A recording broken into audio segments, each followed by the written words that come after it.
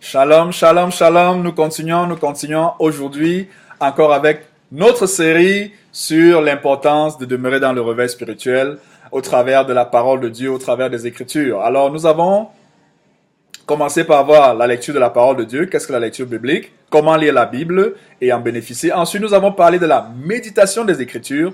Comment méditer la parole de Dieu? Comment aller en profondeur dans les Écritures pour que notre système de pensée soit modifié et aligné selon la pensée de Dieu et expérimenter ainsi la véritable sanctification.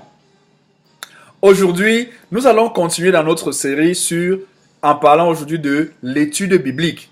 Quelle est la différence entre la lecture de la parole, la méditation de la parole et l'étude de la parole?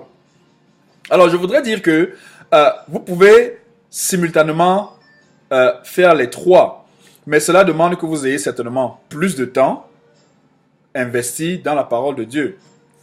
Alors, l'étude biblique, dans son sens systématique, signifie que lorsque vous avez lu la Bible et que vous avez souligné des textes, ou alors avec un marqueur, vous avez mis des parties en éclairé dans la Bible, et que ensuite vous avez choisi parmi ces textes lequel correspond le plus à votre besoin dans votre vie. Ça peut être un besoin de croissance dans la sanctification ou dans l'obéissance.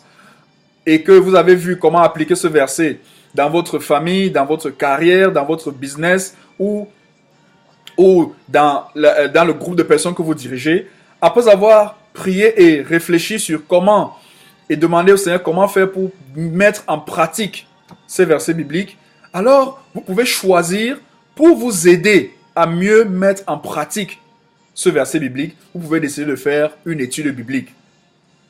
L'étude biblique, ce sera de vous rassurer que le thème sur lequel vous avez médité, que vous compreniez le sens, que vous compreniez la pensée de Dieu sur ce thème, depuis Genèse jusqu'à Apocalypse. Ça, c'est le premier niveau. Ça voudrait dire que si par exemple vous méditez sur, vous avez lu la parole de Dieu est agissante en ceux qui croient. Et que pendant que vous lisez ce verset dans 1 Thessaloniciens, vous constatez que le Seigneur est en train de vous parler de la foi.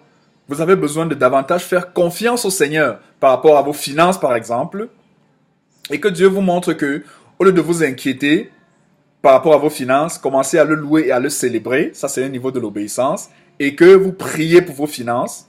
Et que Dieu vous demande d'investir, par exemple, dans un projet ou dans un business, alors vous pouvez dire, je voudrais savoir ce que la Bible enseigne de Genèse à Apocalypse sur la foi. Alors, pour un étudiant de la parole, vous établirez peut-être chaque week-end, vous prendrez chaque livre de la Bible, Genèse, Exode, et ainsi de suite jusqu'à Apocalypse, et vous allez prendre des notes sur ce que la Bible enseigne sur la foi. C'est un travail systématique, c'est un travail fastidieux, mais je vous rassure, c'est le moyen le plus certain d'avoir la compréhension globale de Dieu sur un thème. Ça peut être l'amour, ça peut être la justice, ça peut être venir en aide aux pauvres, ça peut être étudier la Bible sur le mariage, ça peut être étudier la Bible sur les relations avec les non-croyants, ça peut être étudier les dons spirituels. Si vous pouvez également prendre la deuxième dimension, c'est d'étudier ce thème par rapport à un livre de la Bible. Par exemple, ce que je fais très régulièrement, j'utilise le livre de Luc pour étudier certains thèmes très stratégiques. Par exemple, j'ai fini dernièrement l'étude du royaume de Dieu dans le livre de Luc. Alors, vous prenez le livre de Luc dans la Bible, l'évangile selon saint Luc, et du premier chapitre au dernier chapitre, vous relevez les versets bibliques qui parlent du thème de la foi, par exemple. Et vous allez vous rassurer de comprendre de manière globale ce que Dieu enseigne sur la foi dans le livre de Luc. Vous pourrez vous servir des concordances pour enrichir ce que les autres livres de la Bible disent sur le thème de la foi. Vous êtes en train de faire une étude détaillée de la Bible. Et il y a plusieurs sources, plusieurs documents, plusieurs livres qui vous aident et vous orientent dans la dans l'étude systématique de la Bible. Vous pouvez également étudier un thème en vous appuyant sur un auteur, un personnage de la Bible. Un de mes personnages favoris dans la Bible, c'est Daniel. Et avec le livre de Daniel, le Seigneur m'a accordé la grâce d'écrire le livre les secrets de la distinction, parce que j'avais observé dans le recrutement de Daniel dans la cour royale qu'il y avait un processus qui se dégageait pour pouvoir passer d'un moment bas, d'un moment difficile, pour entrer dans la vie de distinction que le Seigneur a pour nous. Et je me suis attelé à étudier de façon systématique les principes de la distinction dans le livre de Daniel, que j'ai complété avec d'autres livres de la Bible et d'autres auteurs dont nous parlerons plus tard dans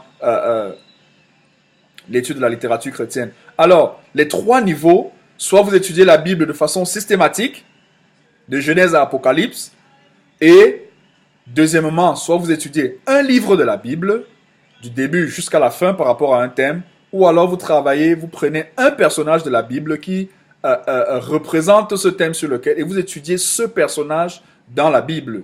L'exemple parfait, c'est d'étudier la vie de Jésus-Christ. Ainsi, vous devenez un étudiant de la parole de Dieu. Vous ne pourrez pas être secoué par les vents doctrinaux, vous ne pourrez pas être embrouillé par les fausses philosophies, parce que vous êtes enraciné, vous êtes ancré dans la parole de Dieu. N'oubliez pas, la foi vient de ce qu'on entend, et ce qu'on entend vient de la parole de Dieu. Lorsque vous avez lu, médité et étudié les Écritures en profondeur, vous devenez inébranlable. Votre foi est solide. Et dans l'étude de la parole de Dieu, vous pouvez passer. Pendant que vous étudiez les Écritures, vous pouvez également méditer les Écritures. Il peut arriver que pendant que vous étudiez un thème, vous soyez en train, vous demandez comment faire pour mettre en pratique cet aspect de l'étude du thème que je n'avais pas compris. Et pendant que vous travaillez à mettre en pratique ce passage, vous commencez à entrer dans l'expérience de cette réalité biblique. La parole de Dieu transforme, la parole de Dieu bénit, la parole de Dieu est efficace, la parole de Dieu apporte la vie. Et je voudrais que nous prions. Éternel notre Seigneur et notre Dieu, je prie que tu fasses de nous des étudiants de la Bible. Que nous ne nous limitions pas seulement à écouter, à lire ou à méditer la parole, mais que nous mettions du temps à part pour montrer notre sérieux à demeurer dans le réveil, que nous mettions du temps à part pour pour méditer les Écritures. Et aide-nous, Seigneur, à être patients et à te laisser nous parler, à laisser notre système être changé pour que nous soyons alignés, ayons ta pensée globale sur chaque aspect de nos vies que tu veux voir être impacté par la parole. Ô Seigneur éternel des armées, libère-nous des distractions, de la passivité, du désir de voir des résultats rapides et donne-nous la foi pour croire que pendant que nous sommes plongés dans les Écritures, nous sommes transformés de gloire en gloire, comme par le Seigneur l'Esprit. C'est au nom de Jésus-Christ que nous avons prié. Amen. J'espère que tu es vraiment béni et que tu es transformé par ces enseignements. Je t'encourage véritablement à souscrire pour recevoir les prochaines vidéos si tu ne l'as pas encore fait. Et également en descriptif, tu auras le lien qui te permet d'avoir soit un livre, soit un thème détaillé qui va te permettre d'aller en profondeur dans la compréhension et l'étude de la parole. N'oublie pas de partager la vidéo. Si tu connais des personnes qui ont besoin d'aller en profondeur dans la compréhension des Écritures, afin qu'ils soient également bénis. Ne manque pas la prochaine vidéo où nous verrons l'importance de la littérature chrétienne dans la marche dans le réveil spirituel. Demeure abondamment béni. Shalom, Hervé Ngaté.